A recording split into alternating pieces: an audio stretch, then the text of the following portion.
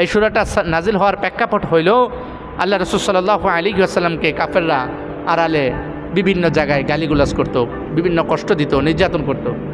আল্লাহ রসুলের আড়ালে যে কাফেররা গালি দিত আল্লাহ রসুল তো শুনতে পাইতেন না, কিন্তু শুনতে পাতেন কে? আল্লাহ। আল্লাহ তাআলা কী করতেন? বলে সে গালি দেয়, কে গালি দেয়, কী গালি দেয়, আল্লাহ তাআলা জিবরাইলের মাধ্যমে আল্লাহ রসুলকে কী করতেন? জানায় দিতেন। তখন কাফেররা দেখে সব দিয়ে নবীজি জেনেই ফেলা, মুহাম্মদ তো সব জেনেই ফেলা, আমাদের ষড়যন্ত্র চক্রান্ত, আমরা তাকে গালিগালাজ করি, এইগুলো সে শুনে কোথায় দেখা? এখন থেকে আমরা যা বৈঠক করব গোপনে করব। কি করব? গোপনে করব, যেন মুহাম্মাদের খোদা না জানতে পারে। দেখেন কত বড় বোকা! গোপনে করবে যেন কি মুহাম্মাদের খোদা না জানতে পারে, মুহাম্মাদের খোদা যেন না জানতে পারে, না শুনতে পারে, এই জন্য গোপনে গালি দেব, গোপনে ষড়যন্ত্র পরামর্শ তারা করবে।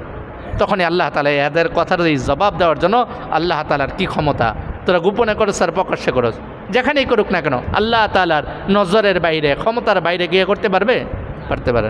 তখনই আল্লাহ তাআলা সূরা মুলক নাজিল করে এদের জবাব দেয়। এদের সামনে আল্লাহ তাআলা ক্ষমতা, কুদরত, এইগুলাকে আল্লাহ তাআলা তুলে ধরে যে তোরা কী নিয়ে চিন্তা করেছ আল্লাহ শুনতে পারবে না, আল্লাহ তাআলা কী ক্ষমতার অধিকারী এই সূরার ভিতরে আলোচনা করে। এখন হলো এই সূরার ফজিলত, এই সূরার অনেক গুরুত্ব। কোরআনে কারিমে বিশেষ বিশেষ কিছু সূরা আছে, বিশেষ বিশেষ যে সূরা সম্পর্কে আল্লাহ রাসূল সাল্লাল্লাহু আলাইহি সাল্লাম বেশি ফজিলত বলছে, বেশি তাগিদ দিচ্ছে। তোর মধ্যে থেকে এই সূরা মুলক একটা ফজিলত। এই সূরা মুলক একটা আল্লাহ রাসূল সাল্লাল্লাহু আলাইহি ওয়াসাল্লাম আবু হুরায়রা রাদিয়াল্লাহু তাআলা আনহু থেকে বর্ণিত। আল্লাহ রাসূল সাল্লাল্লাহু আলাইহি ওয়াসাল্লাম বলেন, যে ব্যক্তি রাত্রিবেলায় এই সূরা মুলকের আমল করবে, সূরা মুলকের তেলাওয়াত করবে, রাত্রিবেলায় এই সূরা মুলকের আমল করবে, প্রতি রাত্রে এই সূরা মুলক তেলাওয়াত করে সে শুইবে, বলেছে আল্লাহ তাআলা ওই ব্যক্তির কবরের আযাবকে মাফ করে দেবে। এর থেকে বড় ফজিলত আরও আছে? কবরের আযাব কি করবে? আল্লাহ তাআলা মাফ করে দেবে, ওই ব্যক্তির কবরের আযাব হবে না, ওই ব্যক্তির কবরের আযাবকে আল্লাহ তাআলা মাফ করে দিবে।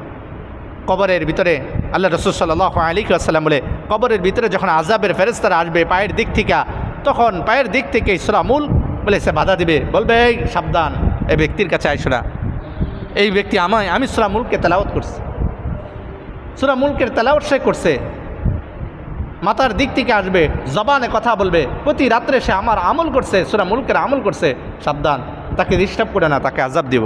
সুবহানাল্লাহ। আল্লাহ রাসূল সাল্লাল্লাহু আলাইহি ওয়াসাল্লাম আরও বলেন, কাল কিয়ামতের ময়দানে এই সূরা আল্লাহ তাআলার কাছে এই তেলাওয়াতকারীর পক্ষ হয়ে আল্লাহ তাআলার কাছে সুপারিশ করবে যে আল্লাহ এই ব্যক্তিকে আপনি মাফ করে দেন, কেননা এই ব্যক্তি প্রতিদিন আমাকে আমল করছে, আমার তেলাওয়াত করছে, আপনি তাকে মাফ করে দেন। আল্লাহ তাআলার কাছে এক পর্যায়ে হাদিসে আসছে, মানে ঝগড়া করবে, ডিবেট করবে, তর্ক করবে। কতক্ষণ করবে? যতক্ষণ পর্যন্ত আল্লাহ তাআলা তাকে জান্নাতে প্রবেশ না করাবে। অর্থাৎ এই সূরা ওই ব্যক্তিকে জান্নাতে প্রবেশ করানোর আগ পর্যন্ত আল্লাহ তাআলার সাথে এই সূরা তর্ক করতে থাকবে। তাহলে কাল কিয়ামতের ময়দানে যে ব্যক্তি সূরা মুলকের তেলাওয়াত করবে, ওই ব্যক্তির জন্য জান্নাতে যাওয়ার উসিলা কারণ হয়ে দাঁড়াবে এই সূরা মুলক। এটা বহুত বড় এক গুরুত্বপূর্ণ সূরা।